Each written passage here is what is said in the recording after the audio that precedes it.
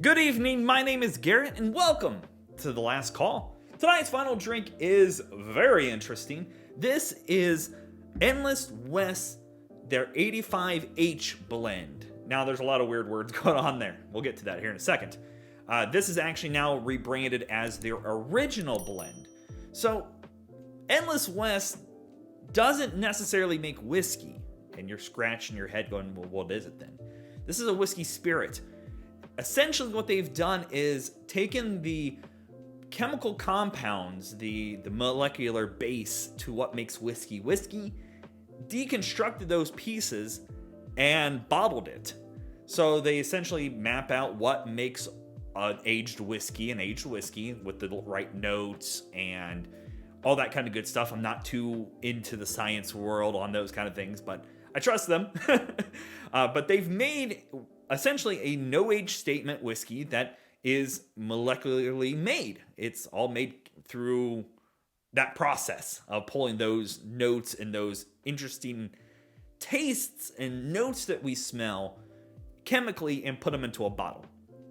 It does come in at a 43% ABV, and I was just so enthralled by this concept that I had to grab a bottle. And I was on vacation, and I actually found this at an ABC Spirits and Wine, or Wine and Spirits, and picked up a bottle.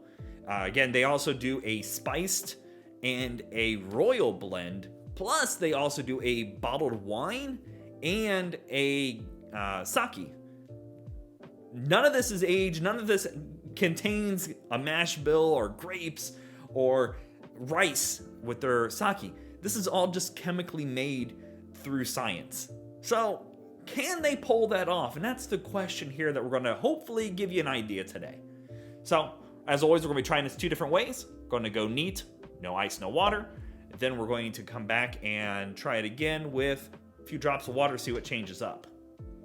Now, the wife and I tried this the other night, so we'll see what mixes it up. Again, this is, originally they had just one bottling, and it was the 85H that you see here.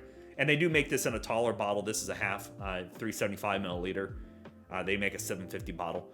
So you might still see it branded as the 85H. Just know that this is the same thing as the original blend that is now being made.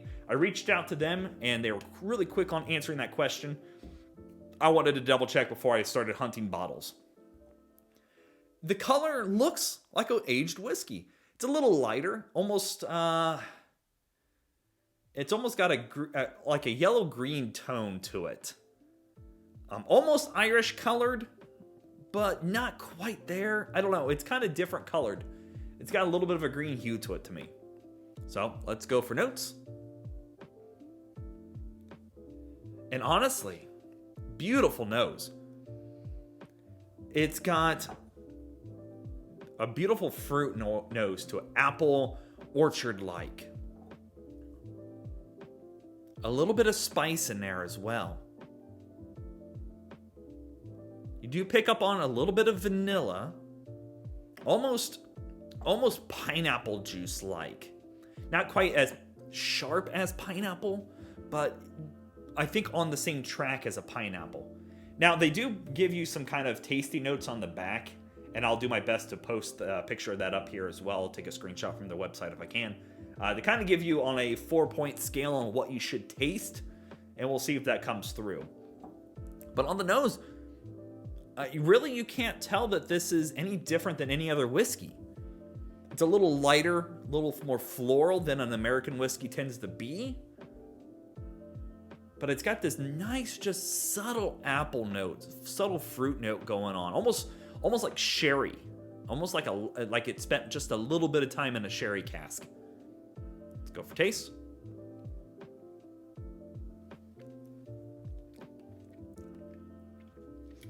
And to be honest, this is where it kind of falls off the cliff a little bit for me. It's got a different taste on the palate. My wife put it as cran-like. And not like Crayola crayon, ooh, fancy crayon, like that cheap off-brand crayon. What those smell like is what it tastes like. It's almost waxy. Now, if you can get by that waxy note, it's actually you get a little bit of that spice in there, and that fruit note does show up. You do get those. And again, it's almost the feeling of a sherry cask to me. You don't get any kind of smoke on that. It's just a little earthy, almost like orange peel rind earthy. But you're left with this bit of fruit and this weird waxy note on the palate.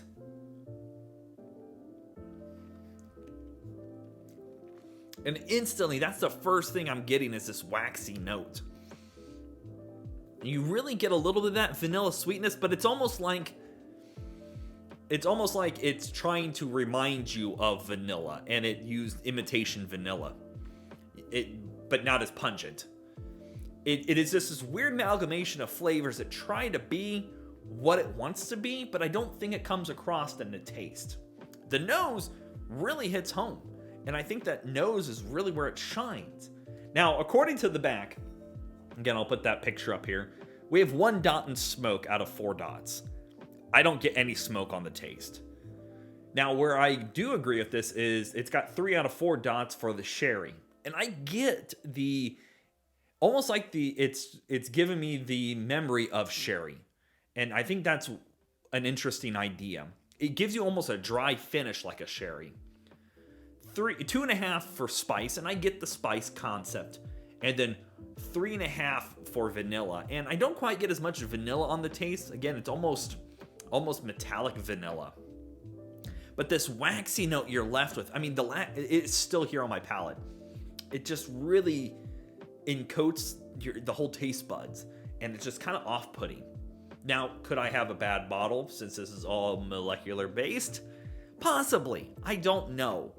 But it's just different, and I'm curious on the other bottlings on it, but this one just really is different. So I'm going to try it with some water, see if this changes up any. I don't know what to expect. If that a little worrisome. I don't think it's bad, and I kind of criticize it. I don't think it's bad. It's just really different.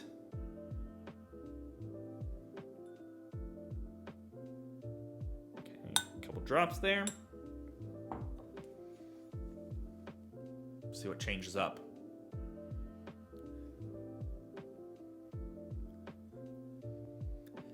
Actually, that earthy, waxy note I was picking up, like that orange rind note, is basically gone. Because I still get it on here. It becomes a little softer in the fruity notes.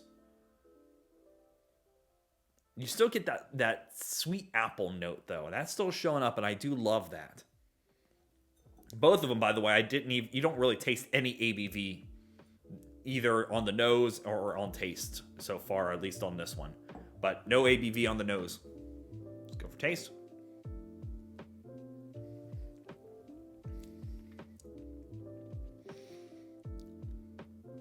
ABV shows up a little bit on taste. You still get that weird waxy note. It's not quite earthy.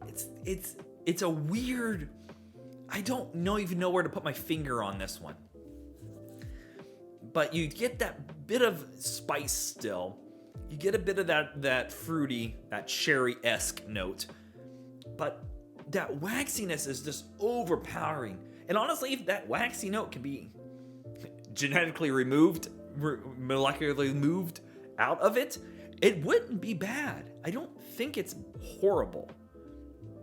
I would still drink this over the Kokori rice whiskey, which I'm not even going to link that. Go find it on the channel if you want to look for it, because it's not that great. Actually, I'll link it. What am I talking about?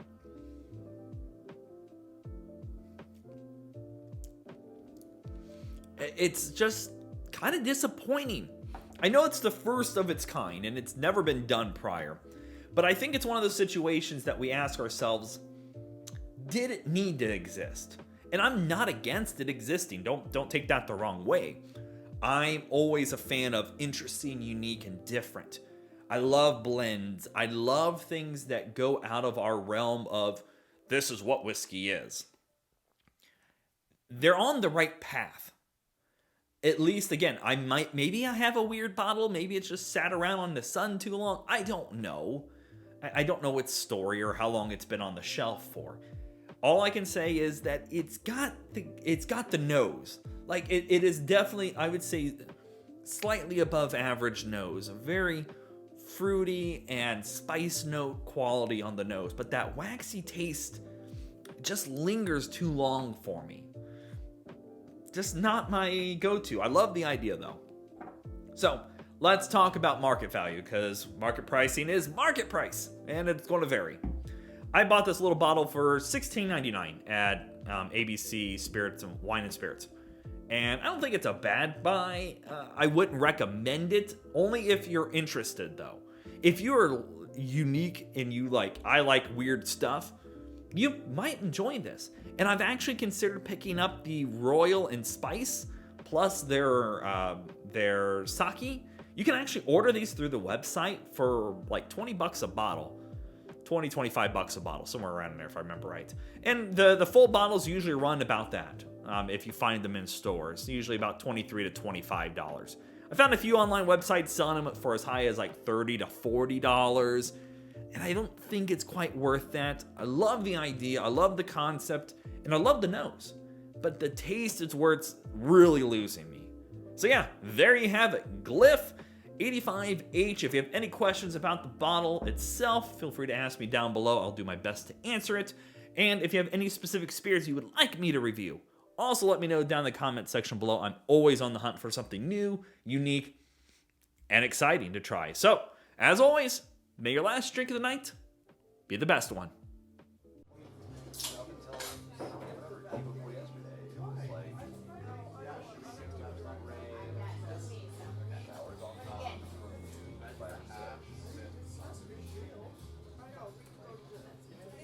You know, I even like it might not.